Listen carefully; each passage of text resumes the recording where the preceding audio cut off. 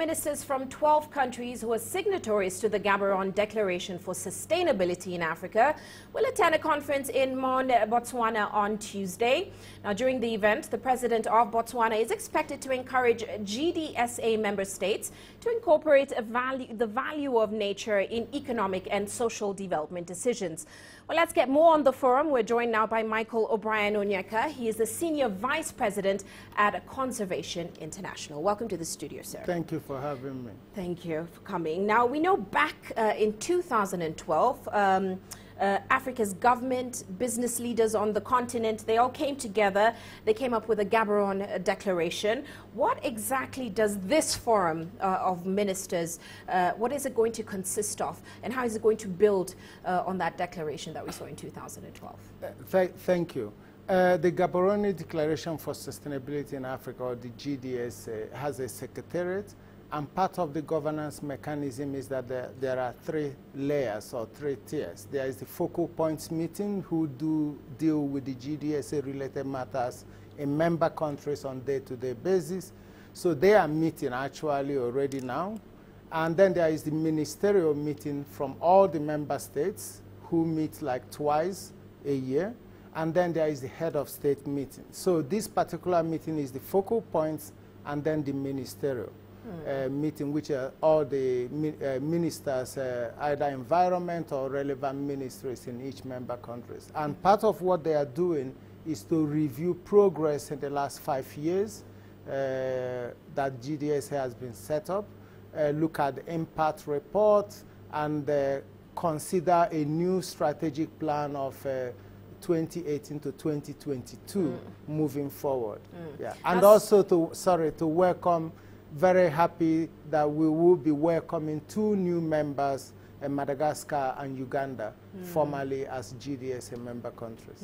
Quite interesting. Now, speaking of progress, the Gaborone Declaration, about 5 to 6 years ago, what has been the progress so far?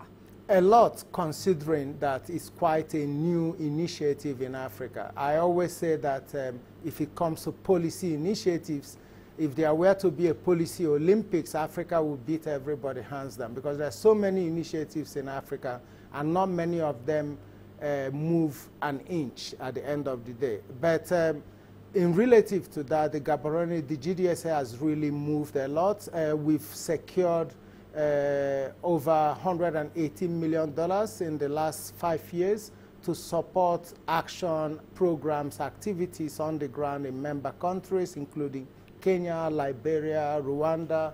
And we have placed natural capital, which is valuing the vast natural resources that Africa has, at the center of development in these member countries. So they are taking a sustainable development pathway, and CI, as the delegated secretariat on behalf of the government of Botswana, is facilitating and supporting these countries in moving towards a more sustainable development paradigm.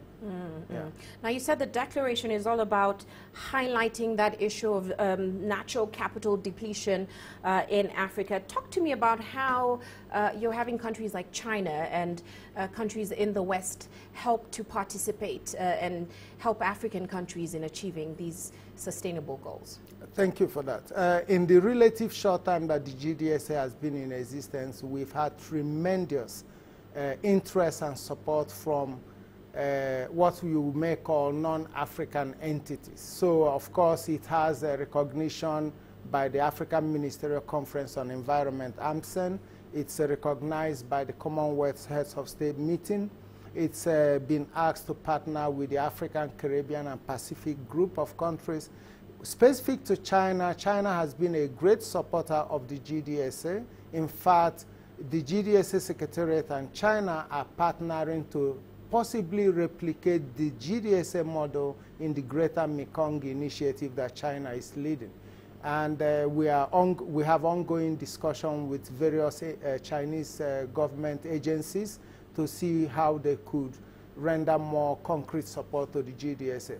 But so in that context, what we are hoping is that the vast Chinese footprint, economic development footprint in Africa, can be modeled along the sustainable development pathway, be it on energy, so that we are looking for renewable energy, extractives in such a way that they work in consonance with nature, not against it.